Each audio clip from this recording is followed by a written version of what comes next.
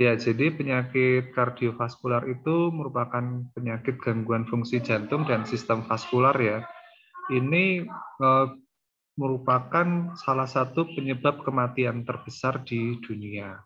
Nah, jadi sebenarnya kalau penyakit kardiovaskular, penyakit diabetes mellitus itu biasanya banyak di negara-negara yang berkembang, di mana pola hidup masyarakat sudah berubah dan juga selain pola hidup, eh, usia itu rata-rata usia manusia itu sudah lebih panjang. Jadi semakin panjang usia kan semakin banyak memiliki penyakit-penyakit kompromis ya, seperti salah satunya kardiovaskular. Nah, tetapi kalau di Indonesia, di negara berkembang, kalau di negara berkembang itu umumnya itu penyakitnya itu penyakit infeksi seperti tuberkulosis, kayak gitu, seperti eh, abses. Tapi kalau di negara berkembang itu sudah nggak ada penyakit TB itu udah nggak ada. Nah, tapi kalau di Indonesia itu kedua-duanya banyak karena pola hidupnya sudah berubah dan juga masih ada banyak penyakit infeksi. Jadi maka dari itu kita penting untuk mengetahui bagaimana penanganan pencabutan gigi pada penyakit kardiovaskular, bukan menangani penyakit kardiovaskularnya ya.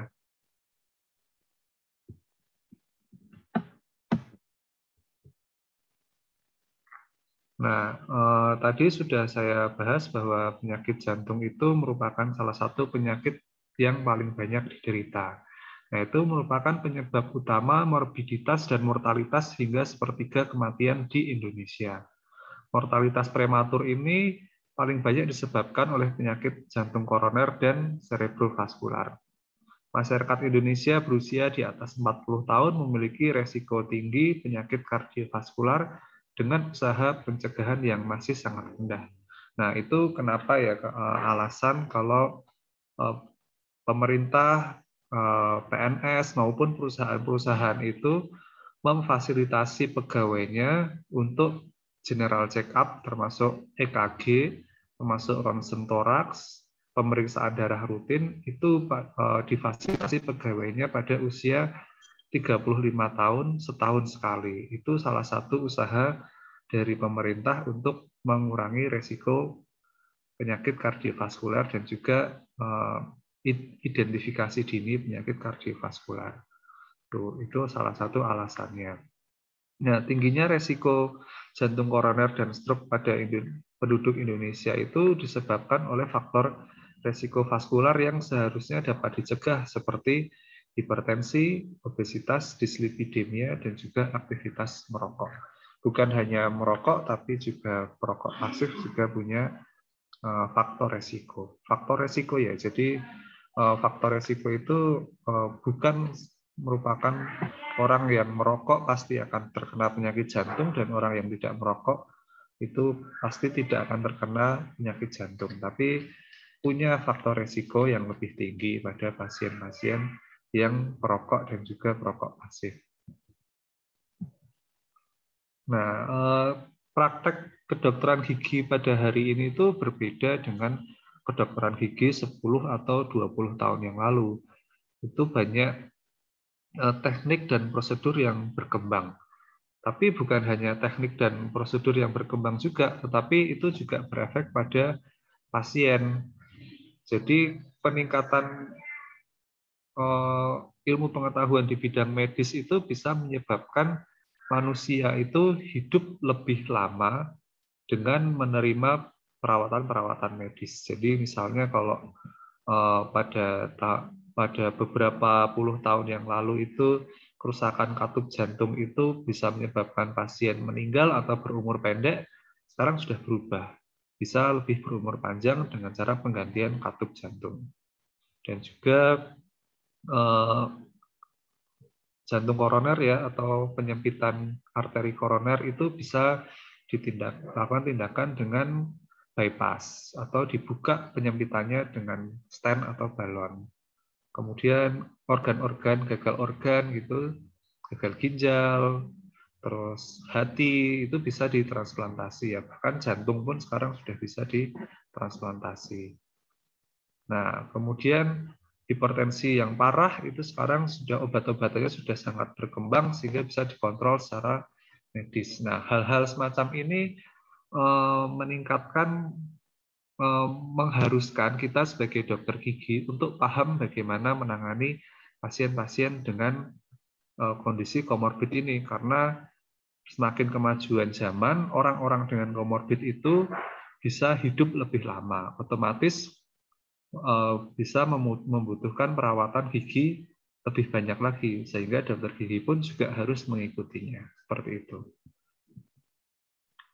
Nah, ini dokter gigi harus mengetahui tentang bagaimana medical condition dari setiap pasien ya.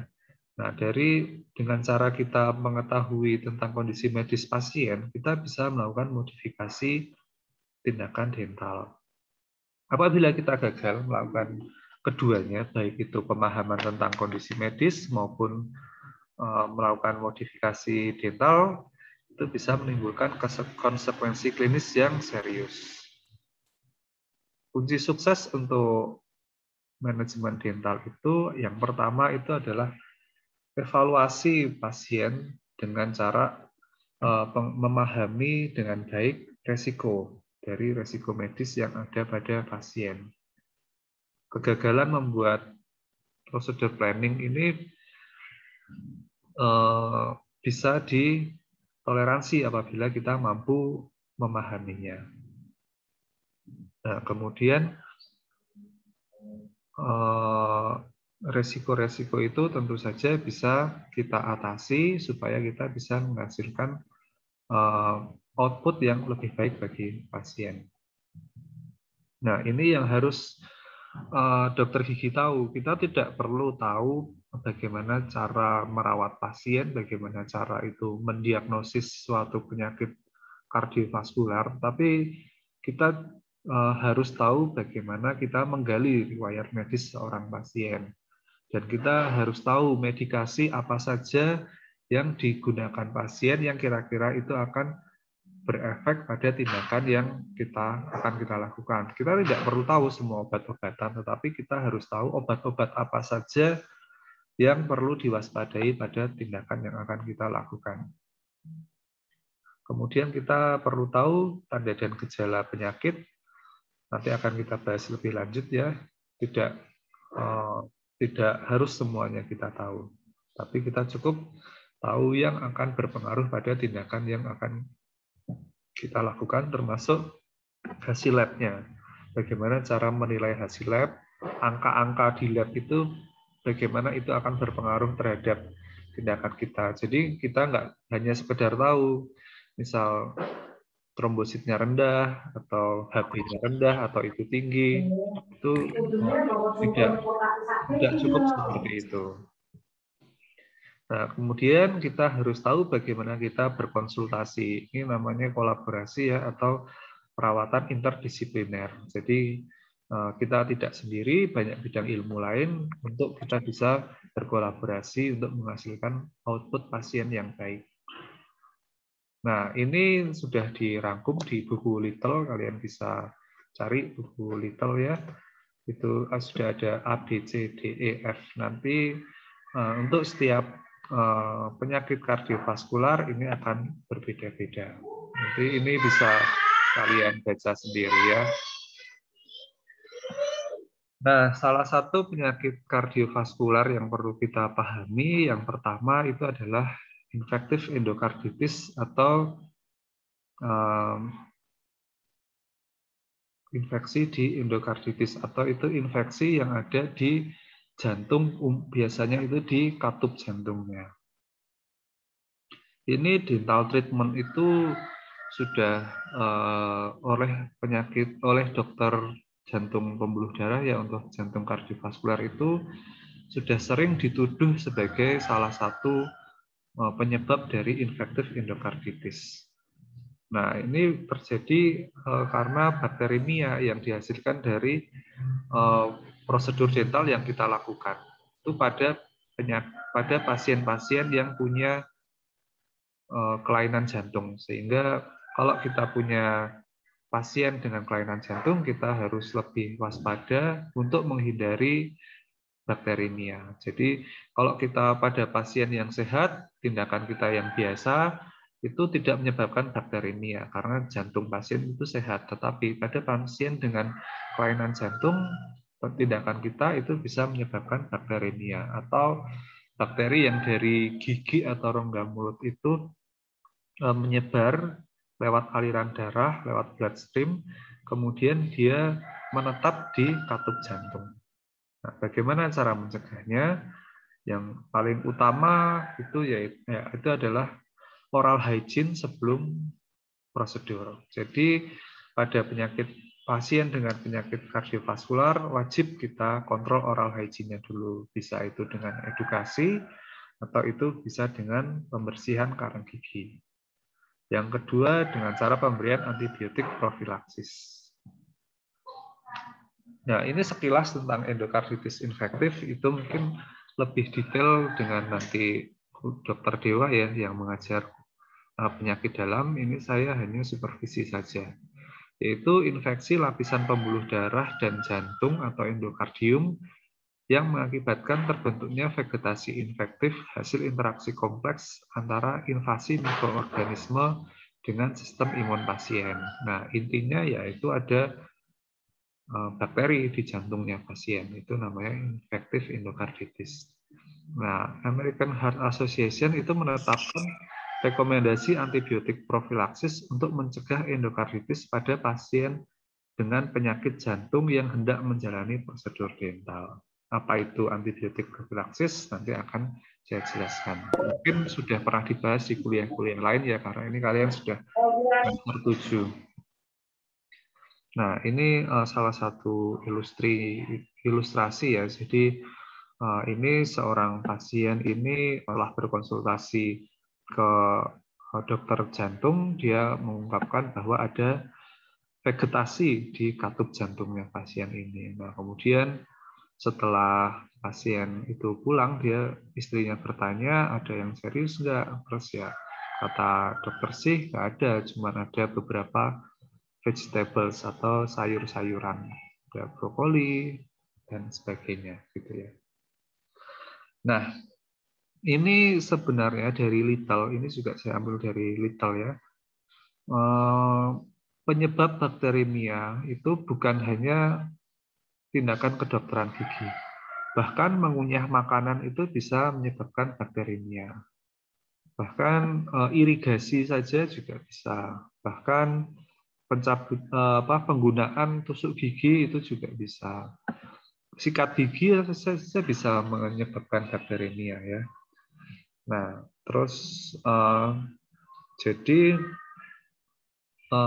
tidak benar kalau memang sepemahaman yang di awal tadi ya, kalau tindakan dental itu merupakan penyebab terjadinya infektif endokarditis itu. Karena tindakan-tindakan yang minimal saja itu bisa menyebabkan bakteriemia. Nah, ini kapan saja kita membutuhkan profilaksis pada tindakan dental kita. Nah, ini semua prosedur dental yang melibatkan manipulasi gingiva dan juga periapikal. Jadi ya hampir semua ya tindakan kedokteran gigi itu melibatkan manipulasi gingiva. Even scaling saja itu pasti kan ada bleeding pada gingiva ya. Gitu. Nah, ini apa saja yang tidak perlu profilaksis? Itu anestesi, injeksi anestesi itu tidak perlu, ronsen foto tidak perlu, kemudian pelepasan alat prosto, alat orto itu tidak perlu, kemudian penyesuaian alat orto itu tidak perlu, ini grinding itu tidak perlu gitu ya. Jadi hampir semuanya itu perlu profilaksis. Nah, jadi yang perlu kalian tahu bagaimana itu profilaksis itu harus kalian pelajari. Nah,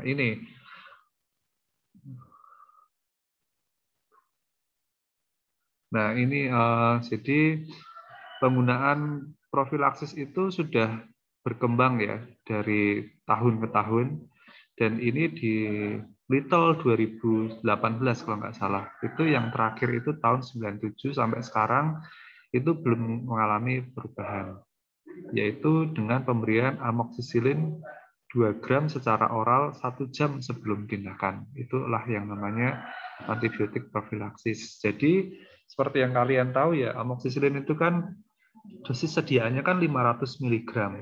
Sehingga kalau kita mau berikan antibiotik profilaksis, itu kita butuh 2 gram.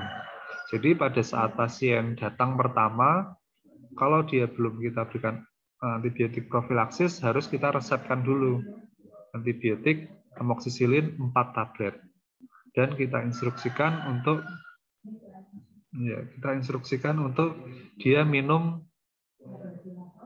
1 jam sebelumnya langsung 4 tablet gitu. Nah, nanti setelah tindakan itu tidak perlu antibiotik lagi. Jadi hanya sebelum tindakan saja gitu ya.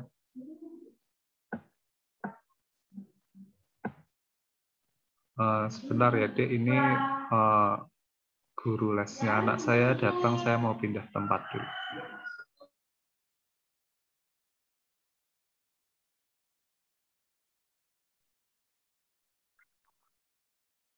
Ya, kita lanjutkan ya.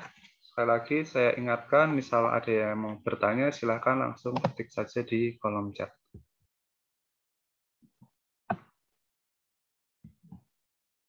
Nah, ini untuk kondisi-kondisi khusus yang tidak memungkinkan penggunaan antibiotik amoksisilin sebagai profilaksis, itu ini bisa kita gunakan, misal tidak bisa menggunakan oral. Ini biasanya pada pasien-pasien rawat inap ya, yang sudah dalam kondisi yang lebih parah lagi kondisinya, itu bisa kita gunakan injeksi intravena atau intramuskular. Tapi ini nanti tentu saja bukan kompetensi GP ya. Jadi kalau pasien sudah nggak bisa menggunakan lewat obat lewat oral, ya dia harus intravena. Otomatis itu harus rawat inap ya.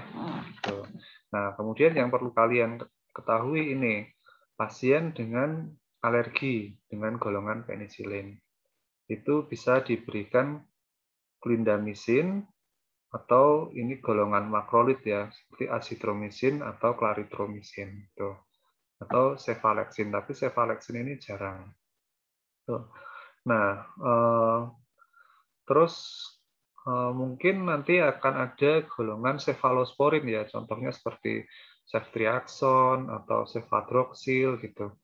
Itu sebenarnya tidak direkomendasikan pada pasien dengan alergi penisilin karena golongan cefalosporin dan golongan penisilin itu punya struktur kimia yang hampir sama. Makanya keduanya itu digunakan sebagai first line antibiotik. Di beberapa rumah sakit itu menggunakan first line-nya itu cefadroxil atau amoksisilin karena mereka keduanya itu bisa punya sifat yang sama, yaitu broad spectrum atau bisa dipakai pada gram positif maupun gram negatif. Kemudian jarang sekali terjadi reaksi alergi gitu. Nah, jadi otomatis mereka kalau alergi penisilin punya kecenderungan dia alergi juga golongan cefalosporin, makanya tidak direkomendasikan sebagai pengganti penisilin kalau pada pasien dengan alergi golongan penisilin. Jadi kalau first line antibiotik itu setiap rumah sakit itu harus punya peta kuman. Peta kuman itu berdasarkan dari riset pasien-pasien yang ada yang dilakukan kultur darah.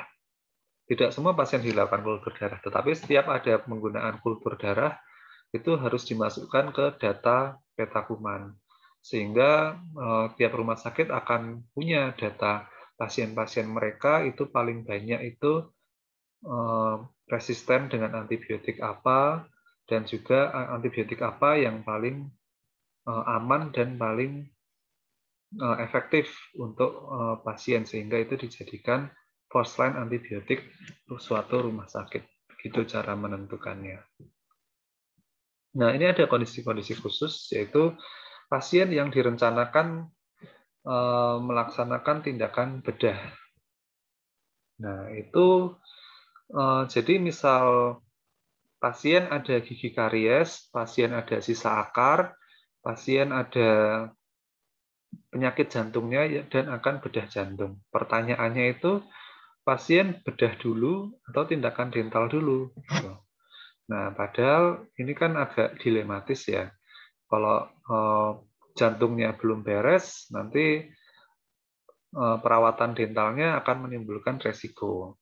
Nah, tapi kebalikan juga, kalau ada vokal infeksi seperti tadi saya sebutkan, karies, atau akar gigi, atau gigi impaksi, itu nanti dia akan menjadikan sumber infeksi saat dia menjalani operasi.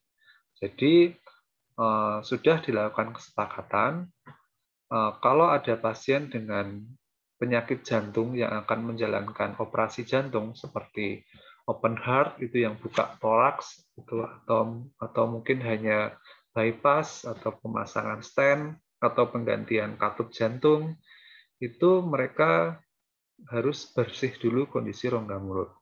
Jadi nanti kalau kalian sudah praktek, kalian mungkin akan mendapatkan pasien konsulan dari dokter spesialis penyakit jantung yang menerangkan bahwa pasien ini akan direncanakan operasi gigi, mohon tata laksana rongga mulut pasien.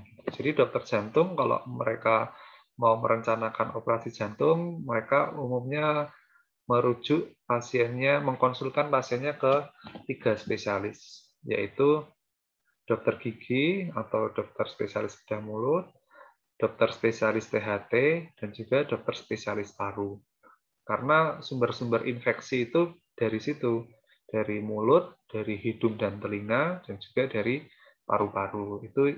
Itu port entry dari bakteri itu bisa masuk ke tubuh. Jadi itu harus clear dulu di situ, baru pasien bisa dilakukan operasi jantung. Nah, salah satu kondisi khusus lagi, kalau ada perawatan dental yang lama. Lama itu berapa? Itu lebih dari 6 jam. Itu setelah antibiotik profilaksis harus ditambahkan lagi dosisnya. Tapi kalau tindakan-tindakan dokter gigi umumnya itu paling lama itu 2 jam ya. Kalau itu untuk tindakan restorasi, PSA restorasi itu kan one visit itu biasanya kan 2 jam. Itu tidak sampai 6 jam. Cabut gigi pun hanya paling setengah jam. Dentectomy juga paling 40 menit gitu ya. Jadi ini biasanya untuk operasi-operasi bedah mayor. Gitu. Nah, selain endokarditis infektif tadi, penyakit jantung yang lain yang perlu dokter gigi tahu itu adalah ischemic heart disease. Itu arteriosklerotik dari koroner. Jadi seperti yang kalian tahu ya, kalau arteri koroner itu adalah pembuluh darah yang memberi makan jantung. Nah, kalau itu terjadi arteriosklerotik atau penyempitan atau pengapuran, itu bisa menyebabkan ischemic heart disease. Nah, itu adalah penebalan dari layer dalam dinding arteri yang disebabkan oleh akumulasi plak. Itu biasanya pada pasien-pasien dengan obesitas, pasien-pasien dengan diabetes mellitus itu punya resiko tinggi terjadinya ischemic heart disease karena ada penumpukan lemak di pembuluh darah. Nah, itu makanya karena ada penumpukan itu menyempitkan lumen arteri sehingga itu mengurangi aliran darah dan juga suplai oksigen. Ini merupakan penyebab jantung koroner yang paling tinggi. Jadi mungkin kalian ada kerabat, saudara, atau teman yang punya cerita, kamu sakit jantungnya apa? Jantung koroner. Nah, jantung koroner itu apa? Ya ini, jantung koroner itu adalah ischemic heart disease. Yang kalau di awam tahu itu jantung koroner. Itu nanti kalau misal pasien kalian, saya punya jantung koroner dok, nah itu adalah ischemic heart disease. Ada 2 macam, yang pertama angina pectoris, yang kedua adalah myocard infarct. Nah, ini gejala yang paling umum itu Pasien mudah lelah, itu pasien kalau merasa seperti ada beban ya, kalau naik tangga capek gitu. Nah, tapi juga ada pasien yang kelihatannya baik-baik saja, padahal dia sebenarnya punya kelainan ischemic heart disease. Dental manajemennya bagaimana? Yang pertama adalah analisis resiko. Ini yang paling penting untuk dokter gigi tahu ya. Analisis resiko itu termasuk keparahan penyakit jantungnya, terus tipe atau efek dental prosedur yang akan kalian lakukan, dan juga bagaimana stabilitas dari kardiopulmonari dari pasien. 3 ini resiko, analisis resiko yang perlu diketahui oleh dokter gigi. Severity ada kategorinya, ada high risk, yaitu kalau ada kekambuhan dari miokard infarct itu dalam waktu 1 bulan. 1 bulan, jadi kalau pasien cerita 1 bulan ini saya pernah kambuh, itu berarti dia high risk atau unstable angina. Nah, kalau intermediate itu gimana? Itu kalau stable angina, nanti akan dijelaskan ya apa itu unstable dan apa itu stable. Atau ada riwayat myocard infarct. Gitu. Jadi sudah lebih dari 6 bulan. Jadi saya sudah pernah ada jantung koroner dok, misal 6 bulan yang lalu, itu masuk ke stable angina. Low risk itu kalau misal ada ischemic heart disease, berarti ini keduanya ya, baik itu MI atau angina, tapi tidak ada faktor resiko lain. Jadi misal dia ada sudah kambuh 6 bulan, tapi dia ada hipertensi, atau dia ada DM, atau dia ada penyakit ginjal lain, berarti itu masuknya intermediate. Tapi kalau cuman ada riwayat saja tanpa ada faktor resiko, berarti itu low risk. Kalau low risk otomatis aman untuk dilakukan semua tindakan ya dengan antibiotik profilaksis untuk mencegah terjadinya infektif endokarditis. Gitu. Nah, ini jadi semua tindakan kita, tindakan di bedah ya, tindakan bedah. Kalau tindakan non bedah berarti tidak. Tindakan bedah itu pencabutan gigi. Di area leher dan kepala itu semua masuk intermediate. Jadi semua tindakan cabut gigi tidak ada yang masuk low risk, meskipun dia tidak ada faktor resiko lain. Jadi tetap masuk ke intermediate untuk tindakan pencabutan gigi. Tapi kalau tindakan restorasi, scaling itu bukan tindakan bedah, jadi dia ada low risk-nya, gitu ya. Nah, ini untuk kestabilan kardiopulmoner itu ada yang namanya MET, MET atau metabolic equivalent task. Itu adalah pekerjaan-pekerjaan yang mampu dilakukan oleh pasien atau energi yang dikeluarkan pasien untuk melakukan suatu kegiatan. Jadi misal ini jogging ya, jogging dengan kecepatan sekian, itu energi yang diperlukan itu 11,2 met. Kalau misal menulis itu 1,5 met. Itu ada di sini. Nah, yang perlu kita waspadai itu adalah 4 di angka sini ya. Gitu. Jadi kalau pasien itu tidak bisa melakukan kegiatan dengan MET 4, itu berarti dia punya resiko kardiovaskuler. Nah, sehingga jadi misal pasien masih bisa melakukan yoga, ini asanas dan pranayama saya juga kurang tahu ya, mungkin yang suka yoga lebih tahu itu. Itu masih termasuk kegiatan yang energinya rendah. Jadi kalau pasien masih bisa melakukan itu belum tentu dia punya resiko kardiovaskuler. Nah, yang paling gampang itu adalah pertanyaan ini. Nah, ini mungkin sudah pernah diajari di kuliah lain ya, tapi kenapa alasannya mungkin baru di sini dibahasnya. Nah, kita sering mendengarkan orang menyarankan kita ditanya naik tangga satu tangga terengah-engah enggak? Nah, karena naik satu tangga itu 4 meter. Jadi kalau pasien itu terengah-engah pada aktivitas naik satu tangga, dia punya resiko kardiovaskular, gitu ya. Jadi pertanyaan ini saja yang perlu kalian pahami. Dan tentu saja kalian sekarang sudah tahu kenapa itu ditanyakan ya. Nah, tadi kan ada dua, angina pectoris dan MI, myocardial infarct. Nah, angina pectoris itu otot jantung tidak mendapatkan cukup suplai darah karena ada penyempitan. Nih, ini ada klasifikasi yang perlu dipahami, itu yang kedua ini. Ada stable dan juga unstable. Nah, kalau pada stable itu berarti pasien masuk intermediate risk.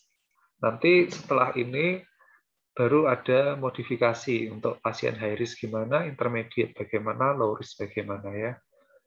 Nah, ini kalau nyeri dada yang konsisten, kambuhan, dan predictable pattern. Predictable pattern itu maksudnya pasien sudah tahu, kalau saya melakukan aktivitas ini, saya akan kambuh gitu. Jadi pasien umumnya sudah tahu. Nah, itu muncul karena sebuah aktivitas fisik. Terus, ini pasien umumnya diberikan nitrogliserin ya, itu 5-15 menit. Dan kemudian ada unstable angina. Kalau unstable angina, dia otomatis masuk ke high risk. Yang pertama itu onset nyeri dada yang baru-baru ini. 1 bulan ya tadi ya. 1 bulan pernah nyeri dada, berarti dia high risk. Hati-hati. Terus pemburukan atau munculnya nyeri dada itu terjadi baik pada saat melakukan aktivitas fisik ataupun saat istirahat. Jadi pasien nggak ngapa-ngapain aja, dia bisa muncul nyeri dada. Itu sudah masuk ke unstable angina. Nah, jadi kita tidak perlu pemeriksaan yang macam-macam, kita cukup tahu bagaimana cara menganalisis medical history pasien.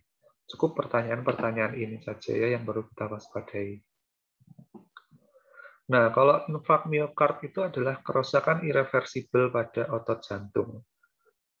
Jadi itu sama-sama ischemic heart disease, tapi miokard infarct ini sudah lebih parah lagi.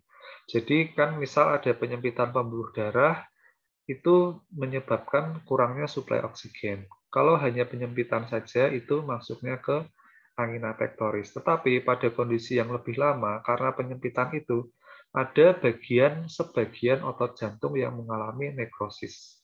Sehingga itu sudah irreversible. Itu masuknya ke infark miokard. Gitu ya.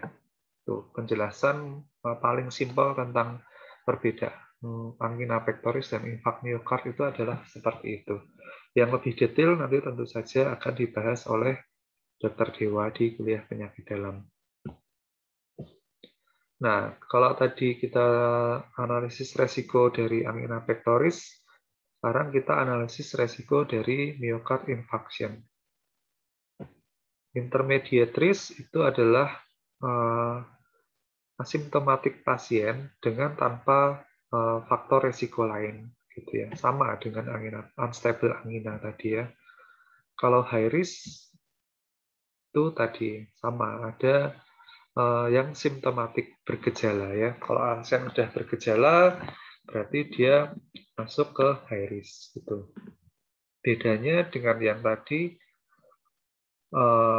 ini ya, di sini tidak ada low risk. Jadi kalau pasien sudah ada gejala, walaupun tidak ada faktor resiko, dia sudah masuk intermediate. Jadi untuk myocard infarct dia tidak ada low risk. Langsung begitu ada, langsung masuknya intermediate. Nah, di sini kalau low risk otomatis sama semuanya. Semua tindakan sama dengan pencabutan gigi biasa. Nah, kalau intermediate itu ada modifikasinya, yaitu tindakan harus dilakukan di pagi hari dengan appointment. Jadi tidak bisa pasien datang langsung kita langsung lakukan tindakan, tapi harus dengan appointment yang pendek. Jadi jangan biarkan pasien itu menunggu terlalu lama di ruang tunggu, itu akan meningkatkan anxiety dari pasien atau kecemasan dari pasien. Dan itu kenapa in the morning? Karena pada pagi hari pasien masih lebih fresh, pasien sudah istirahat cukup, pasien belum melakukan pekerjaan-pekerjaan, otomatis pikirannya lebih tenang.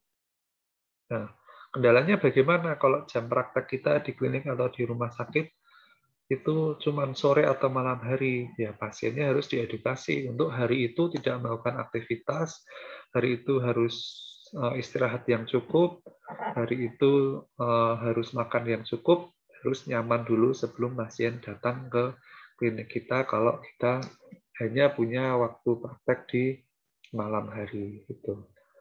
Tapi kalau ada waktu praktek di pagi hari, jauh lebih baik dilakukan di pagi hari. Posisi duduk pasien itu tidak diatur, senyamannya saja. Beda dengan pasien asma ya. Kalau pasien asma mungkin lebih tegak sedikit atau semi supine. Kalau pasien-pasien ini yang nyaman saja. Yang nyaman pasien gimana? Vital sign harus dicek sebelum tindakan. Juga pasien kalau dia punya obat-obatan nitrogliserin itu harus disiapkan, harus dibawa, diingatkan juga pada pertemuan pertama, supaya pada pertemuan tindakan itu bisa digunakan. Nah, kemudian harus bijak dalam penggunaan anestesi. Bijak itu bagaimana ada dosis-dosis yang harus kalian ketahui. Nanti akan kita pelajari. Nah, kemudian batasi penggunaan vasokonstriktor. Tuh, ini berhubungan ya 5 dan 6 karena vasokonstriktor itu terdapat pada anestesi. Kenapa ini dipisah? Karena penggunaan anestesi itu harus bijak. Jangan irit-irit banget sehingga pasien nanti merasakan nyeri. Karena nyeri itu juga bisa meningkatkan stres pasien, meningkatkan kecemasan pasien, itu juga meningkatkan resiko. Kalau vasokonstriktor itu adalah isinya adrenalin. Nah, kalau ini pada anestesi itu dibatasi penggunaan vasokonstriktor, tapi pada penggunaan gingival cord atau retraction cord itu harus dihindari. Gitu. Karena dosis epinefrin di gingival cord itu lebih tinggi daripada dosis yang terkandung pada larutan anestesi. Gitu. Dan penggunaan di sulcus gingiva itu punya penyerapan absorpsi yang tinggi. Sulcus gingiva itu di situ banyak pembuluh darah, otomatis absorpsinya tinggi di situ. Jadi retraction cord itu bahkan lebih beresiko daripada injeksi anestesi pada pasien dengan penyakit jantung. Itu. NSAID harus dihindari. Kalian tahu ya NSAID yang umum itu acetaminophen, ibuprofen, ketoprofen, terus kalium diklofenak, arkoxia, selekoksid, dan lain sebagainya.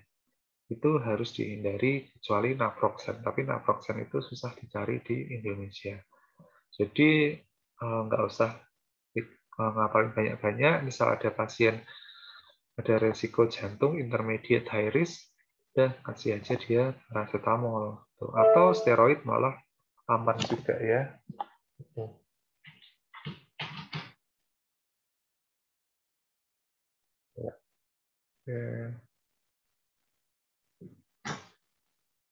Ya, sorry tadi baterai saya habis. Nah, ini pain control ya, postoperative pain control ini juga bisa dengan analgesik tadi. Nah, ini dosis anestesi lokal. Ini saya pernah upload di feed Instagram saya karena itu banyak sekali koas-koas yang masih sering lupa ya. Jadi nanti kalau mungkin habis kuliah ini kalian ingat, tapi nanti misal kalian sudah di koas itu selalu pertanyaan, sering sekali ditanyakan dosis anestesi untuk pasien itu berapa gitu. Kalian harus bisa hitung. Nanti silahkan dilihat sendiri ya. Nah, ini adalah rangkuman dari pembahasan tentang ischemic heart disease tadi. Rangkumannya ABCDEF-nya ada di sini ya.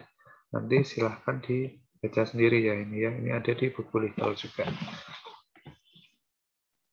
Nah, untuk high risk, tadi kalian sudah pelajari ya high risk itu seperti apa.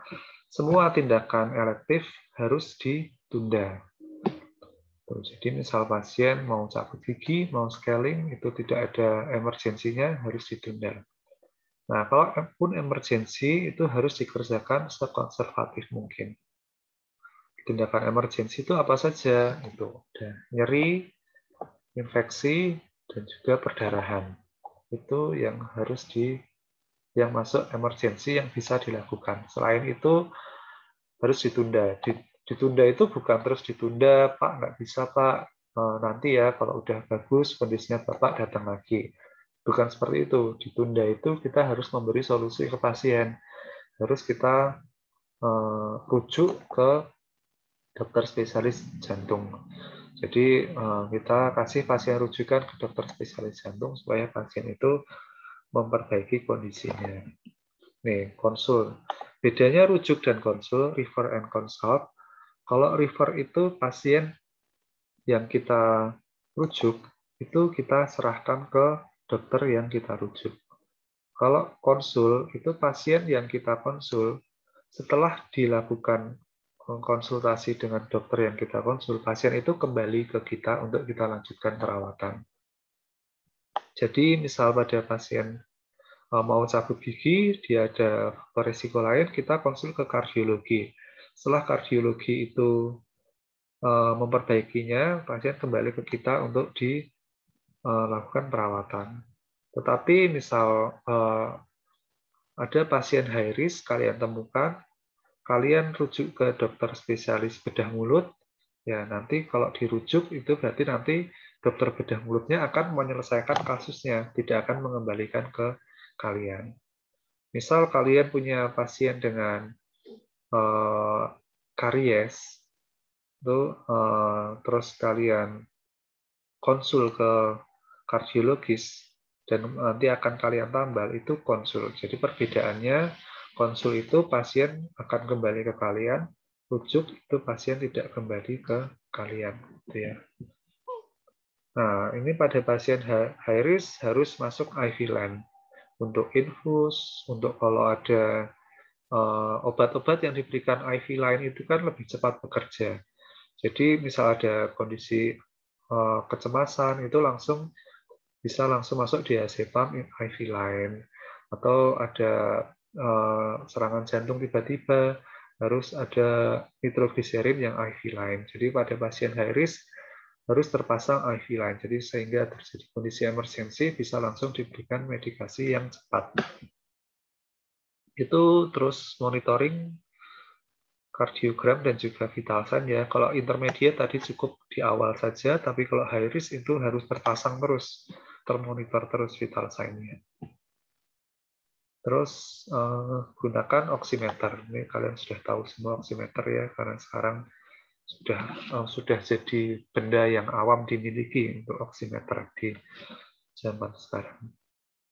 Nah, kalau ini nitrogliserin diberikan sebelum tindakan. Kalau tadi kan suruh dibawa dijaga-jaga saja. Nah, tindakan harus dilakukan di rumah sakit, bukan tindakan di klinik ya. Ini rangkuman untuk yang high risk ya. Tuh. Nah, ini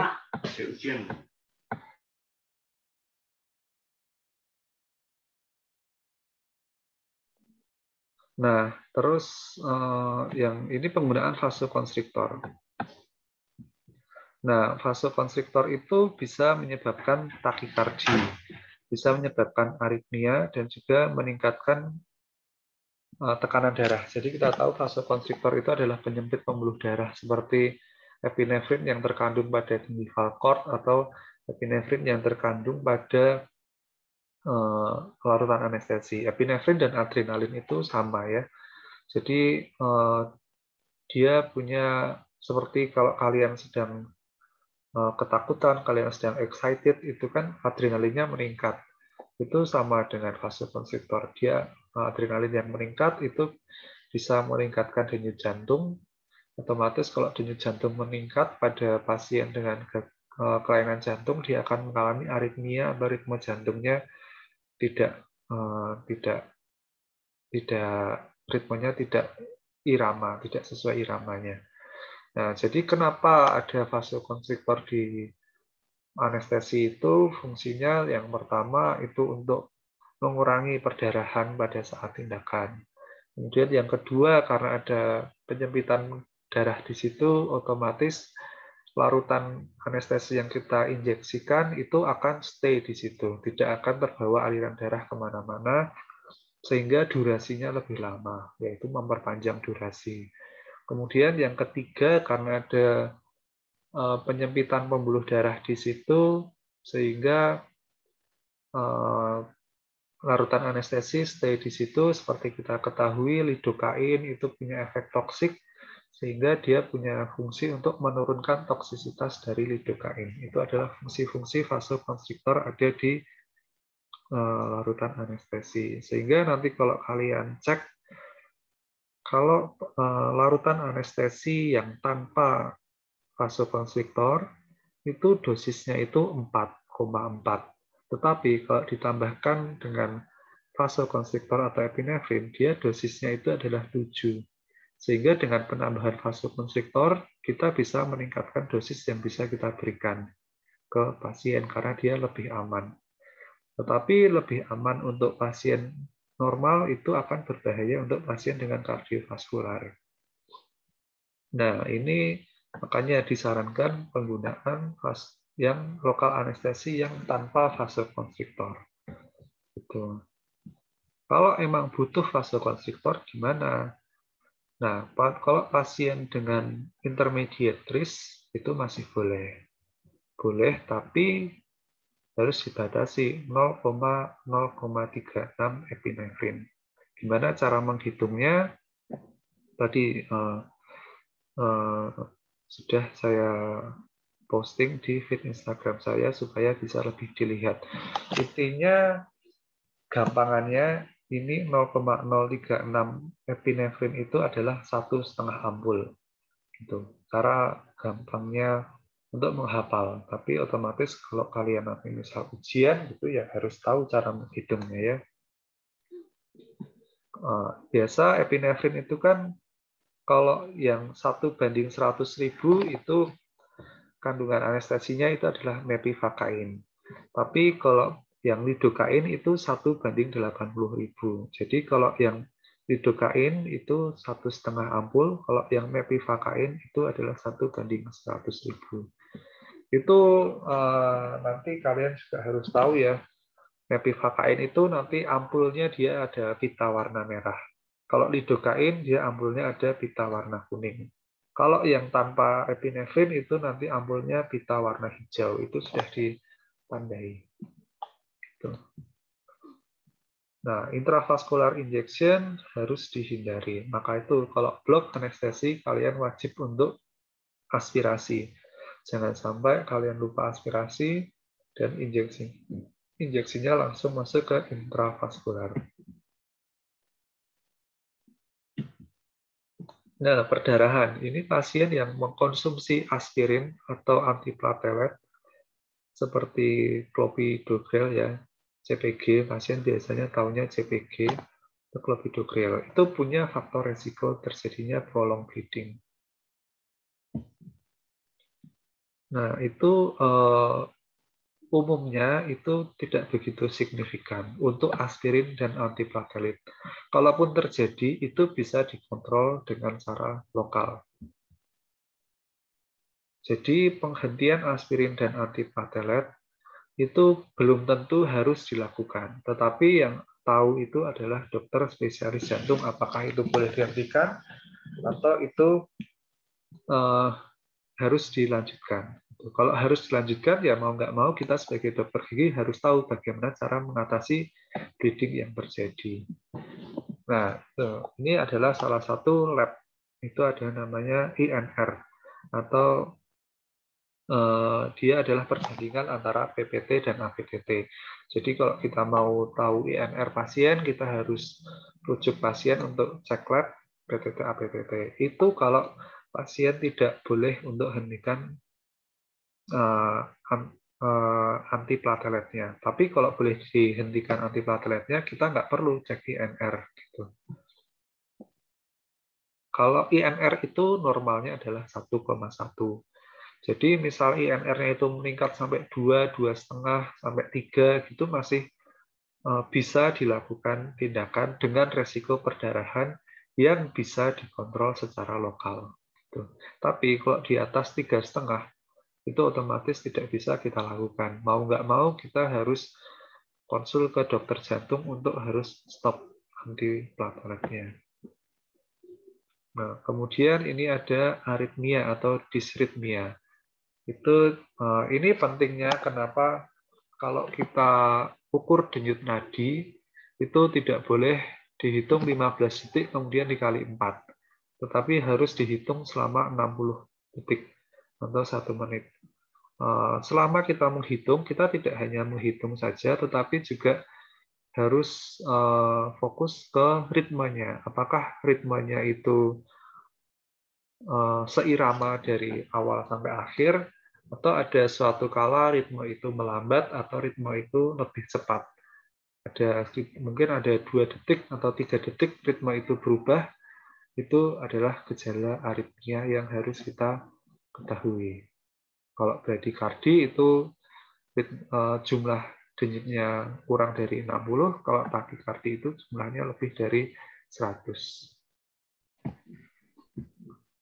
Nah, ini denyut jantung tidak normal ya. Denyut jantung, denyut nadi itu sama. Ketika jantung berdenyut, nadi itu berdenyut.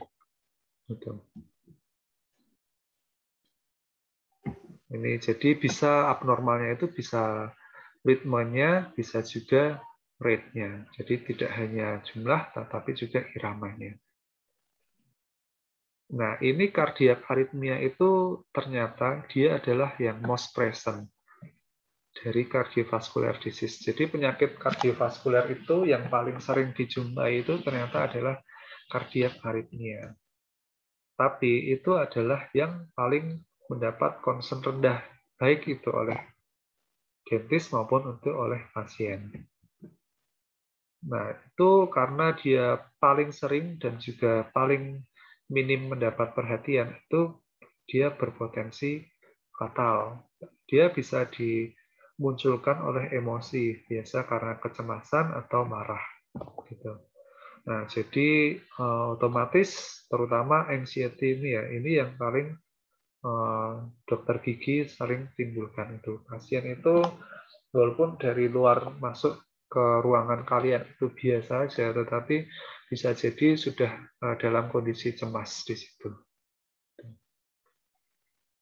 Kalau dulu sebelum pandemik ya, disarankan kita senyum salam sapa. Salam itu tidak hanya memberi ucapan, tapi juga memberi jabat tangan. Jadi jabat tangan itu kita bisa rasakan pasien tangan itu berkeringat atau pasien itu dingin. Tetapi kalau era pandemik ini kan kita tidak berjabat tangan dengan pasien. Dengan orang lain saja tidak, apalagi dengan pasien ya.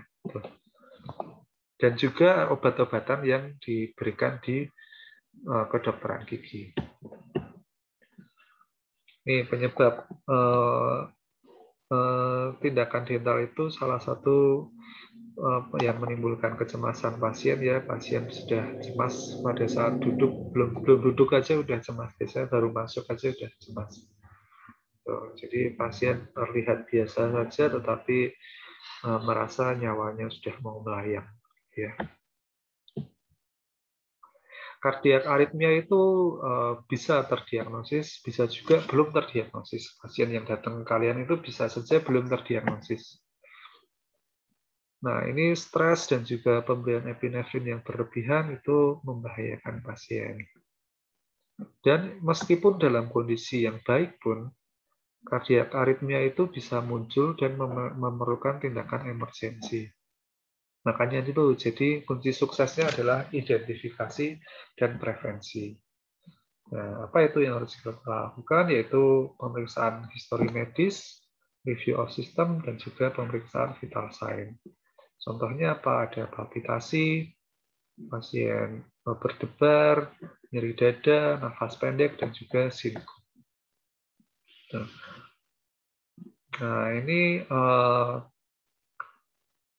aritmia itu, treatmentnya itu pasien itu ada yang menggunakan pacemaker atau defibrilator, itu bisa mengganggu aktivitas mereka dan juga mengganggu tindakan yang akan kita lakukan.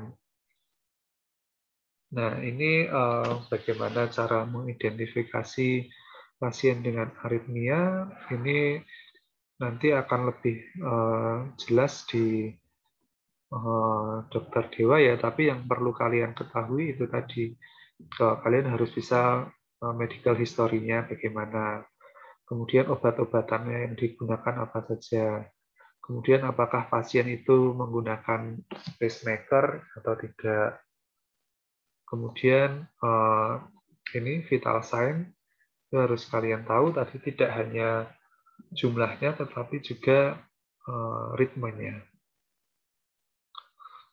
Ini pasien yang analisis resiko pasien ya. Nah, ini juga kalau ini left ventricle hypertrophy, left bundle, STT wave itu kita lihat dari EKG, tapi bukan kompetensi kita. Kita harus kolaborasi dengan pasien, dengan jantung, dokter penyakit jantung.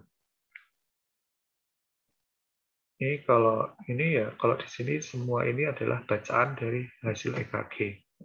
Ini bukan bidang kita, tenang saja. Nah, ini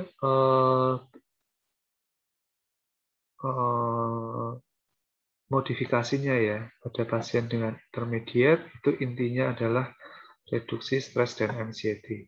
Itu wujudkan kalian pertemuan yang baik ya, jadi komunikasi yang baik, pasien sudah nyaman dengan kalian, pasien punya trust kepada kalian, itu penting pada penanganan kecemasan pasien. Ini sama seperti tadi, appointment di pagi hari, kemudian sama seperti tadi, posisi duduk yang nyaman, vital sign, pre-treatment ya. Kemudian kalau intermediate umumnya pre-treatment vital sign ya. Terus sedasi, nah ini perlu sedasi ya. Jadi sedasi itu adalah untuk memberi ketenangan pada pasien. Bisa menggunakan gas NO2 atau bisa pemberian diazepam. Gitu. Nih kalau ini sedasi yang lewat inhalasi itu NO2. Kalau yang lewat oral itu contohnya diazepam. Terus harus bijak menggunakan anestesi lokal sama seperti tadi penjelasannya ya. Hindari vasokonstriktor, tidak boleh menggunakan gingival gitu. Terus post-operative pain control juga harus dilakukan karena pasien ulang, harapan kita pasien tidak nyeri kemudian mengalami peningkatan adrenalin. High risk ini sama, elektif harus ditunda, kalaupun emergensi harus konservatif, cuma tindakan untuk mengatasi nyeri, infeksi, dan juga bleeding, harus konsultasi dengan kardiologis, harus ada IV line, tadi sudah saya jelaskan, monitor vital sign dan juga kardiogram, gunakan oximeter, tindakan harus dilakukan di rumah sakit.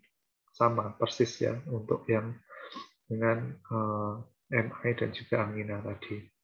Ini adalah rangkuman dari buku Little yang saya jelaskan tadi di slide-slide sebelumnya. Bisa kalian pelajari sendiri untuk lebih mudah menghafalkannya. Vasokonstriktor ini sama ya. Sebaiknya gunakan anestesi lokal yang tanpa vasokonstriktor. Kalau butuh vasokonstriktor itu pasien intermediate bisa diberikan dengan batasan-batasan ini 0,036. Kalau yang 1/100.000 bisa 2 cartridge, kalau yang 1/80.000 1,5 cartridge. Nah, ini ya ada bocor ya. Nah, ini bedanya. di sini. Untuk perdarahan, kalau tadi angina pectoris itu biasanya pasien itu menggunakan aspirin atau clopidogrel. Kalau ada pasien dengan itu antiplatelet ya. Kalau jadi untuk mengurangi agregasi plateletnya. Tetapi kalau pasien dengan kardiak aritmia itu diberikannya antikoagulan. Jadi mencegah darah itu menjendal. Itu lebih eh, lebih lebih encer lagi, lebih berbahaya lagi daripada antiplatelet. Itu tujuannya untuk mencegah pembentukan emboli di pembuluh darah pasien. Jadi pasien itu diberikan obat warfarin atau dabigatran. Nah, targetnya itu oleh dokter jantung, pasien dengan kardiak aritmia, itu INR-nya itu adalah memang dinaikkan 2-3 kali normal. Jadi cair sekali darahnya. Kalau eh, kalau tadi darahnya cair, tetapi dia masih bisa menjendal. Tapi kalau ini kan antikoagulan, sudah cair, dia tidak mungkin bisa menjendal. Mau diapakan pun dia tidak mungkin menjendal. INR-nya 2-3 kali. Nah, ini otomatis meningkatkan risiko perdarahan. Nah, ini penghentiannya itu belum tentu diharuskan kalau INR-nya kurang dari 3,5 kali. Nah, jadi INR itu kan tadi ya 1,1 ya normalnya ya. Targetnya dokter jantung itu 2-3 kali normal. Jadi bisa sampai 3,3. Itu masih oke. Bukan berarti aman ya, tapi masih oke. Kalaupun terjadi perdarahan masih bisa dikontrol. Tetapi kan pasien itu minum warfarin terus, tapi dia tidak cek darah terus. Jadi bisa jadi INR-nya sampai 5 itu saya pernah temui pasien INR-nya sampai 5. Nih, kalau masih 3,5 dia masih bisa dikontrol. Dengan apa kontrolnya ini? Dengan gelatin spons atau spongostan atau seraspon atau berbagai merek lainnya ya. Nah, terus kemudian dengan gigit kapas, gigit ampon ya. Jadi pada pasien setelah cabut gigi, kenapa dia harus gigit kapas? Itu adalah initial pressure. Initial pressure itu dilakukan minimal 30 menit supaya itu darahnya berhenti dan terbentuk jendalan darah sehingga ketika dilepas jendalan darahnya udah aman. Terus bisa penggunaan asam tranexamat secara topikal. Asam tranexamat itu obat ya, dia antifibrinolytik. Jadi jaringan fibrin yang sudah terbentuk itu lebih stabil, tidak mudah ruptur. Tetapi beda ya, antikoagulan dan antifibrinolytik itu tidak berlawanan. Gitu. Dan juga antiplatelet itu juga tidak berlawanan. Dan ini juga ada asam aminokaproik itu yang apa ya mereknya itu yang obat kumur dia punya efek penjendalan darah gitu dan juga bisa kita jahit gitu juga bisa. Nah ini contoh kasus real ya supaya kalian lebih punya bayangan. Jadi ini saya punya pasien yang mau direncanakan pencabutan gigi, itu cabut giginya cuma cabut gigi radix 22. Tetapi ini pasien konsumsi warfarin. Diagnosisnya dari ini saya konsulkan ke dokter spesialis jantung, diagnosisnya dari jantung, ini dia post MVR mekanik. Jadi MVR itu mitral valve replacement. Jadi katup mitralnya dia sudah diganti dengan karena rheumatoid heart disease, jadi penyakit jantung rematik dan juga AF atrial fibrillation itu salah satu penyakit dari kardiak aritmia itu. Nah, ini dari dokter jantung menyarankan untuk kontrol bleeding lebih baik, kami sarankan bridging dengan heparin. Nah, itu jadi ini dokter jantung akan menuliskan seperti ini, saran. Jadi untuk tindakannya nanti tergantung kita, apakah mau mengikuti sarannya atau sesuai tindakan kita, gitu. Nah, jadi bridging heparin itu adalah warfarinnya itu di stop, kemudian 8 jam sebelum pencabutan gigi itu digantikan heparin. Heparin itu intravena, sehingga otomatis pasien ini harus dilakukan di rumah sakit. Di pasien harus dirawat inapkan, kemudian itu nanti itu adalah dokter yang akan mencabut gigi, dalam hal ini dokter bedah mulut yang akan merawat inapkan, kemudian setelah rawat inap berkolaborasi dengan dokter spesialis jantung. Dokter spesialis jantungnya itu akan melakukan bridging heparin dan juga stop warfarinnya. Nah, 8 jam setelah bridging heparin baru bisa dilakukan pencabutan gigi. Nah, setelah pencabutan gigi sudah lepas ini dokter kardiovaskularnya. Nanti kalau ada bleeding, ada apa-apa, itu adalah semua tanggung jawab bedah mulutnya, bukan tanggung jawab dari dokter kardiovaskularnya.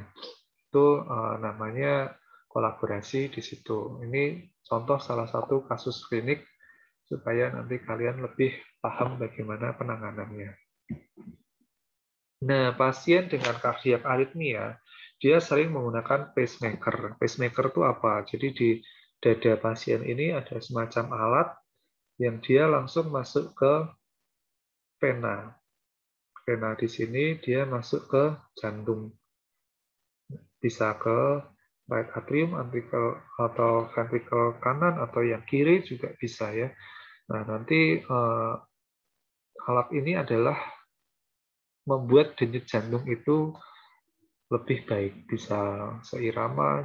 Nah, alat-alat seperti inilah yang memperpanjang usia hidup pasien, sehingga semakin banyak pasien dengan penyakit jantung itu yang life longer atau hidup lebih lama, sehingga kita perlu tahu bagaimana cara penanganannya.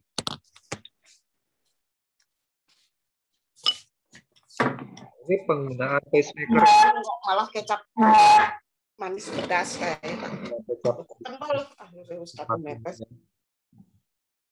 ya, sudah disimpan kecap manisnya ya. Nah, terus ini belum tentu butuh antibiotik profilaksis. Nah, pacemaker ini bisa terganggu elektromagnetiknya oleh elektrosurgery, oleh cauter ya.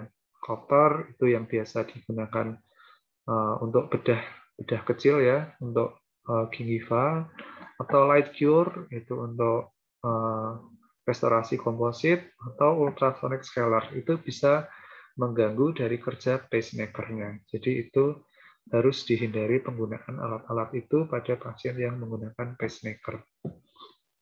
Nah, ini terakhir untuk heart failure. Ini adalah tahap akhir dari hampir semua penyakit kardiovaskular, yaitu adalah ketidakmampuan jantung untuk mensuplai darah ke sirkulasi yang dibutuhkan oleh tubuh. Ini semua high risk ya kalau sudah heart failure. Ini bisa menyebabkan cardiac arrest, atau cardiac arrest itu ya serangan jantung mendadak, stroke, itu bisa terjadi saat itu juga.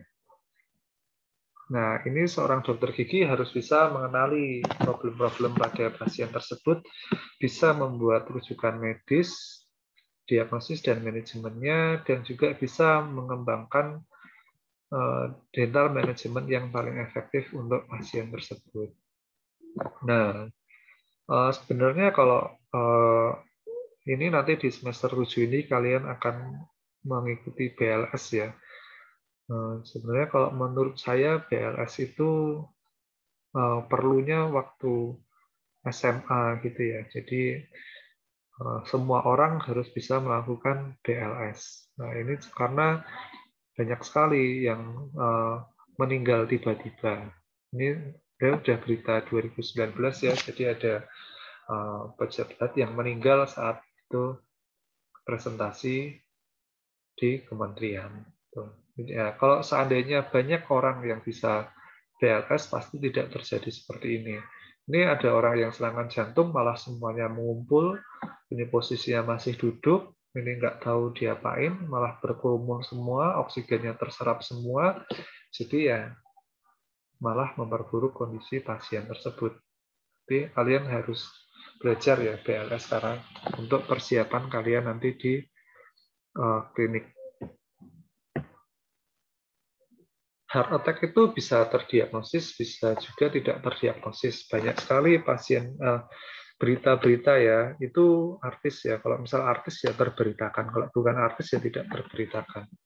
Contohnya mungkin seperti Ashraf Sinclair, Mike Mohede, dan lain-lain itu ya yang meninggal tiba-tiba karena serangan jantung. Ini pasien itu membaik tiba-tiba karena ada gagal jantung yang akut. Jadi tiba-tiba akut itu kan terjadi dengan cepat ya, beda dengan kronis. Nah ini identifikasi dan preventif itu adalah kunci sukses, dan juga ada ini sama ya seperti pada umumnya penyakit jantung lagi lainnya. Ini sulit sekali untuk diketahui karena kalau heart failure itu pasien yang sehat pun bisa terjadi. Karena heart failure itu, gagal jantung itu bukan karena jantungnya lemah, tapi ada gangguan fungsi elektrik yang tiba-tiba. Ibaratnya jantung itu kan kerja jantungnya secara elektrik ya, ada ion-ion, ada kerja ion-ion di situ. Bagaimana mekanismenya juga dokter spesialis jantung yang lebih paham. Nah, itu tiba-tiba gangguan ion itu terjadi. Istilahnya mungkin kalau listrik itu konslet gitu ya, konslet mati tiba-tiba. Nah, itu heart failure itu adalah gangguan elektrik, seperti jantungnya konslet gitu, akhirnya berhenti tiba-tiba. Ini ada klasifikasinya ya. Kelas 1 itu tidak ada gangguan aktivitas fisik, tidak ada gangguan apa-apa. Kalau kelas 2 itu ada sedikit gangguan aktivitas fisik, tetapi kalau pasien itu istirahat, kondisinya bisa membaik sendiri. Nah, kalau kelas 3 itu ada gangguan fisik yang lebih banyak lagi. Terus kalau kelas 4 itu gejalanya muncul pada pasien pada waktu istirahat. Itu istirahat aja muncul, apalagi kalau ada aktivitas fisik. Itu sudah kelas 4. Kategori risknya tadi kalau 2, 3, 4 saja itu sudah masuk high risk. Jadi hampir semua itu masuk high risk. Kalau kita kembali lagi, kelas 1 itu kan tidak ada apa-apa ya, kayak orang normal aja. Jadi itu masuknya ke yang intermediate risk. Nah, normal aja dia masuknya intermediate, jadi tidak ada low risk di sini ya. Intinya dia punya riwayat gagal jantung atau serangan jantung, itu sudah masuk intermediate risk.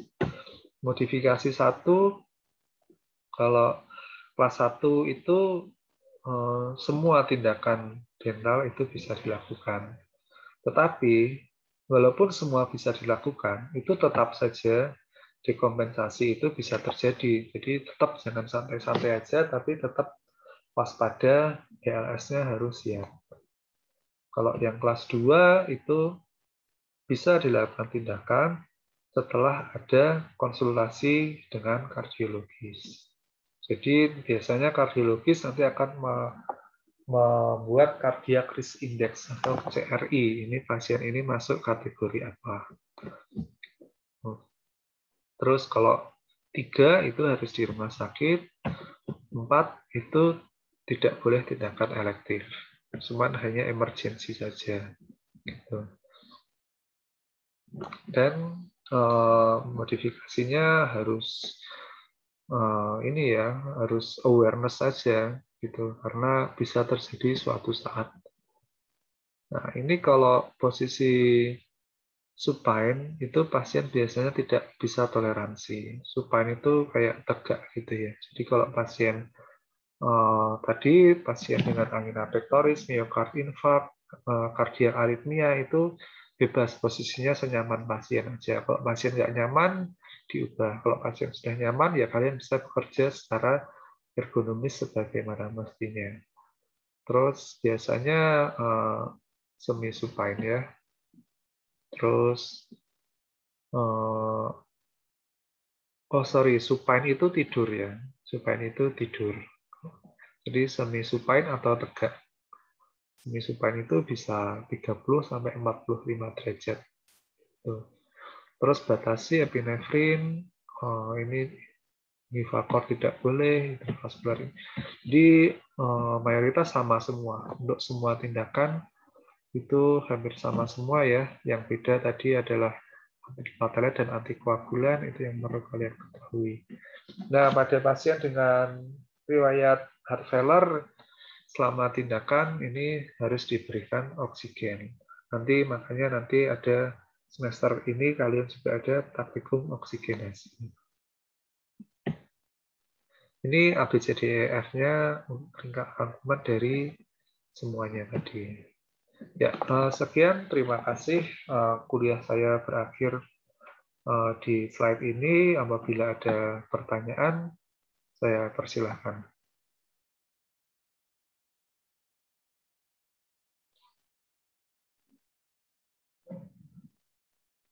Ya,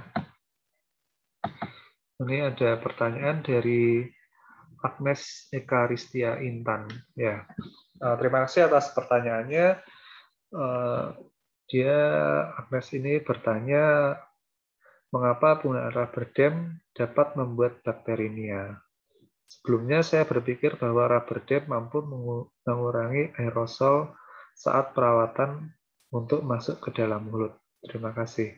Nah, jadi seperti kita ketahui tadi,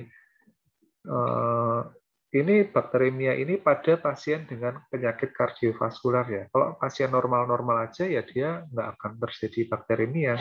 Jadi kita bisa lakukan tindakan seperti biasa. Tetapi kalau pada pasien sudah punya riwayat jantung apapun ya, itu dia beresiko bakteremia yang bisa menyebabkan infektif endokarditis. Dan tidak hanya penggunaan rubber dam, tapi kayak restorasi saja, bahkan tadi disebutkan little ya, gosok gigi saja itu bisa membuat bakteremia. Jadi yang penting adalah bukan terus kalian jadi bingung ini perlu pakai rubber dam atau enggak. Pakai enggak pakai, pasien itu berisiko terjadi bakteremia.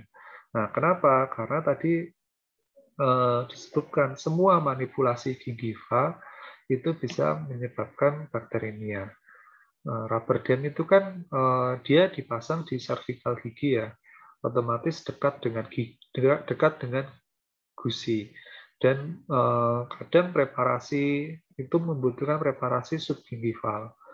Nah, jadi otomatis manipulasi rubber dam itu bisa menyebabkan terjadinya trauma pada gingiva, bisa luka pada gingiva. Nah, luka pada gingiva itu bisa menyebabkan bakteri di rongga mulut. Kita tahu ya, rongga mulut itu bukan tempat yang steril, tempat yang tidak bisa disterilkan. Selalu ada bakteri di situ, sehingga bakteri itu bisa masuk ke luka yang kita buat, meskipun kecil ya. Itu jadi bisa menyebabkan bakteri itu masuk. Gitu ya. Jadi jangan jadi bingung pakai rubber dam atau enggak nih pada pasien dengan kelainan jantung. Ya tetap dipakai karena pakai enggak pakai tindakan kalian itu beresiko. Jadi ya tetap lebih baik kalau pakai ya.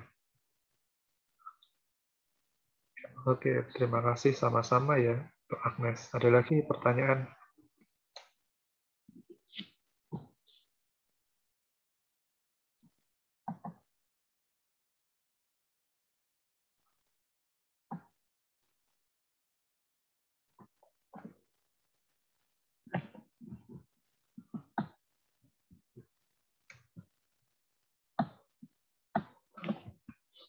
Ada lagi pertanyaan?